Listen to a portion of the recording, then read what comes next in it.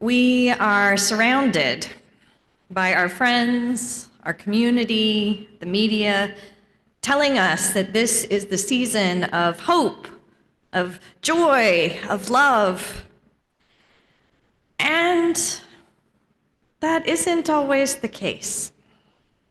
For some of us, this time of year is exceedingly difficult. Some of us have a missing loved one at the table, for we have lost beloveds this year, whether to death or estrangement. For some of us, the pressure to live up to expectations for this time of year makes it difficult, if not impossible, for us to enjoy ourselves.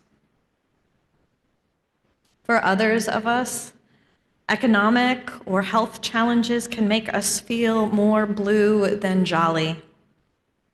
And others of us have been holding grief and sorrow at this time of year for years on end.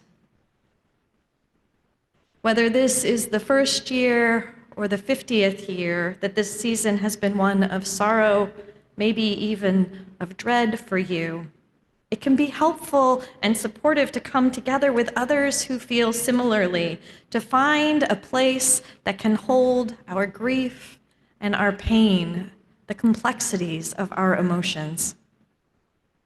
And rest assured, though the children are not in our service with us today, they are taking a moment to do something very similar together, because it's not only adults who struggle at this time of year. There is precedence for this in religious literature, in mourning and in grieving. In the Hebrew scriptures, the book of Psalms is an intricately designed collection of 150 poems that recount Israel's history and God's covenant with them. The book of Psalms, which was written over the span of 1,000 years, poetically retells the entire biblical story up to the time that they were individually written. And to remind us that the authors of these Psalms were human, the most common type of poem, the most common type of psalm, is the complaint, called a lament. There are 42 individual laments and 16 community laments among those 150 psalms. And most of them were written generically. They may complain about a king, for instance, but they don't name the specific king they're complaining about, so that readers throughout history are able to project their own circumstances into the psalm. The Psalms of Lament are poetic hymns meant to be sung to God. They deal with issues that were and still are central to the life of faith for individual believers and for the whole community of faith. They express intense emotions, real human struggles, and the anguish of heart experienced by the people of Israel as they lived out their faith individually and as a community. And the centrality of lament demonstrates that people have been bringing their pain and sorrow into their faith for eons. This is not new. Sometimes, often perhaps, we need permission to feel these supposedly negative feelings, especially this time of year when everything around us tells us that we should be jolly and happy and merry. The laments tell us that the holy, the divine, is not afraid of our pain, and indeed welcomes it. Buddhism, too, has a place for our pain, recognizing that accepting our feelings and naming them has power, that accepting them as a part of us, not trying to change them, is to practice radical acceptance. American Buddhist author Tara Brach has designed a practice she calls RAIN that can help us more fully feel these difficult emotions. RAIN stands for recognize, allow, investigate, and nourish. So the idea is that first you recognize what is happening, the emotion that you are experiencing, and then you allow the experience to be there just as it is. You don't try to change it. And then investigate with interest and with care why that motion is coming up, where it comes from, where in your body you're feeling it. And finally, nurture yourself with self-compassion. Brock says that part of the allowing phase is to accept that the feelings are there. She says that during this part, she often whispers to herself, "This too belongs." This feeling is not an intruder that shouldn't be here. This too belongs. In a Blue Christmas service over 10 years ago, my colleague, the Unitarian Universalist minister, Josh Pollack, said, "There's really only one message I want to bring to you this morning, and that is very simple, very simply, not everyone, every year, can enter into the joy, merriment, and hopefulness of the holiday season. It isn't always possible. For some, the bright lights, the season's greetings, the festive music, the Christmas trees, the messages of peace and goodwill, all of it clashes with their internal state, clashes with recent painful experiences, clashes with difficult childhood memories of the holidays. For some, there is dissonance while we're dreaming of a white Christmas, and yet everything has gone blue." And to that wisdom, let me add, it is okay that everything has gone blue. Blue belongs, along with the gold and the silver, the red and the green. This service today isn't meant to fix it, but to let you know there is space here for your grief, for your sorrow, that it, like you, belongs. Indeed, it doesn't just belong.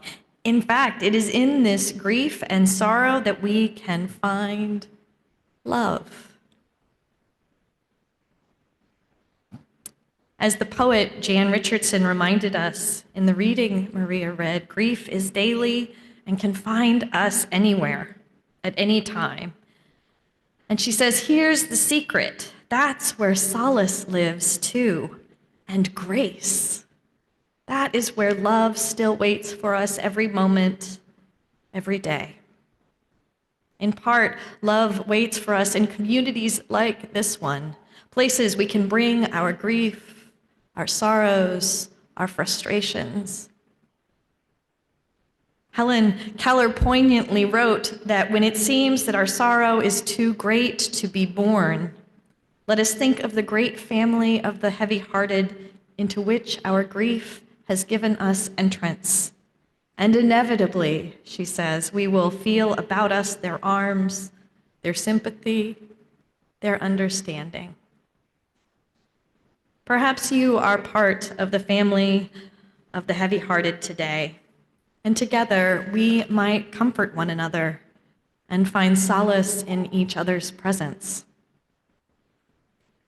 And so I invite us now to enter into a time of allowing ourselves to feel whatever it is that we need to feel this morning.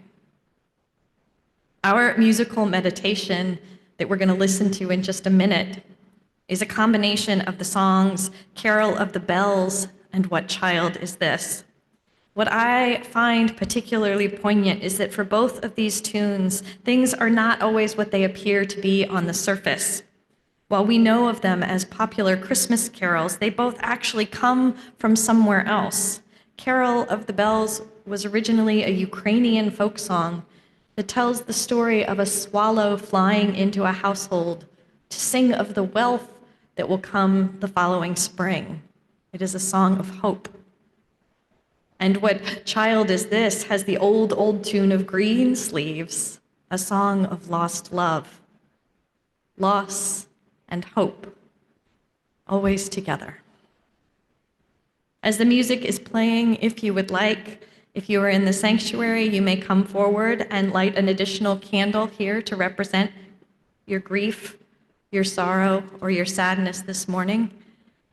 And for those of you online, I invite you to light a candle in your own home or simply type "lights a candle" into the chat. Let us hold our grief and sorrow as we sit and listen to the music.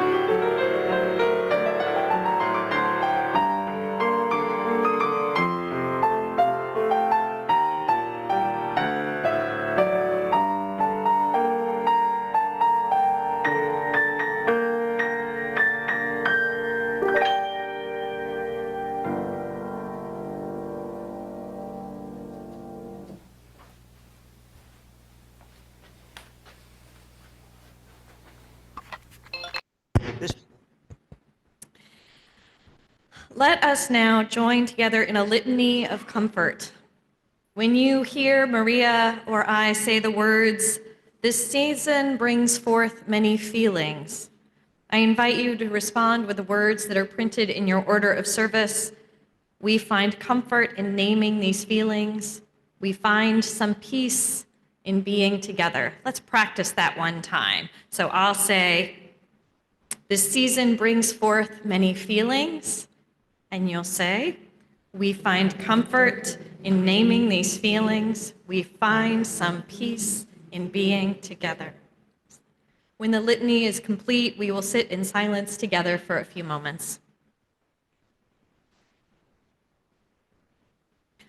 All around us are bright lights and merry messages, and yet in our heart, not all is joyful. There is grief with the loss of relationships, those we love no longer with us because of death, those we have loved who are estranged from us, those we love yet experience a diminishment of intimacy. There is grief with the loss and change of relationship, grief bittersweet, for it is a consequence of the presence of love. This season brings forth many feelings. We find comfort in naming these feelings. We find some peace in being together. All around us are bright lights and merry messages. Yet in our heart, not all is joyful.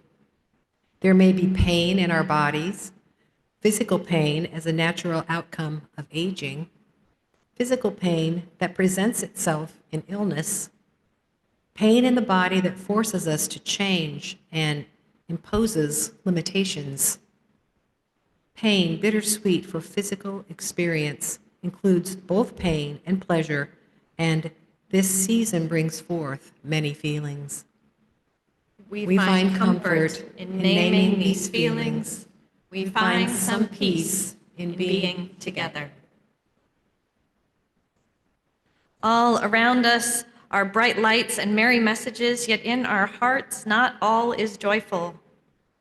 There may be anger and regret with the memories we hold, anger with past experiences of hurt or abuse, regret of our own actions that may have caused hurt to others, anger that life has not turned out as we imagined, regret for what we might have said or done, anger and regret, bittersweet in presenting the possibility for healing and forgiveness, and this season brings forth many feelings. We find some comfort in naming these feelings. We find some peace in being together. All around us are bright lights and merry messages, yet in our heart not all is joyful. There may be uncertainty that accompanies transition and change, uncertainty of what the future may bring with changes, uncertainty of direction or purpose after retirement or change of vocation, uncertainty when changing residence by choice or necessity, uncertainty, bittersweet for change, a constant in life, lets us know we are alive, and change, along with this season, brings forth many feelings. We find comfort in naming these feelings. We find some peace in being together. All around us are bright lights and merry messages, yet in our hearts not all is joyful. There may be a sense of hopelessness in the face of so much violence and suffering, hopelessness with attempts to heal our aching world and ourselves, hopelessness in witnessing what we have not managed to accomplish, hopelessness, bittersweet for its longing, reminds us of our capacity for hope and the human spirit's tenacity and courage that rest deep within each of us. And this season brings forth many feelings. We find comfort in naming these feelings. We find some peace in being together. All around us are bright lights and merry messages, yet in our heart not all is joyful. There's loneliness. Loneliness when we find ourselves alone after being long partnered. Loneliness when we are separated from loved ones. Loneliness when we move to a new community and struggle to find our way. Loneliness that never seems filled, even with good company. Loneliness that is an ever-present aching in the heart. Loneliness bittersweet, for it is felt only when we have known connectedness. This season brings forth many feelings. We find comfort in naming these feelings. We find some peace in being together. All around us are bright lights and merry messages, yet in our heart not all is joyful. We know grief and pain. We know anger and regret. We know hopelessness and loneliness. We know all these feelings. We name them. We live them. For such is the human experience. That love presents us with the possibility of being hurt, with the grief of loss. That connection holds the potential of loneliness and uncertainty. That forgiveness can begin to heal anger and regret. That being alive is a courageous act in which we engage all of our emotions. And this season brings forth many feelings. We find comfort in naming these feelings. We find some peace in being together.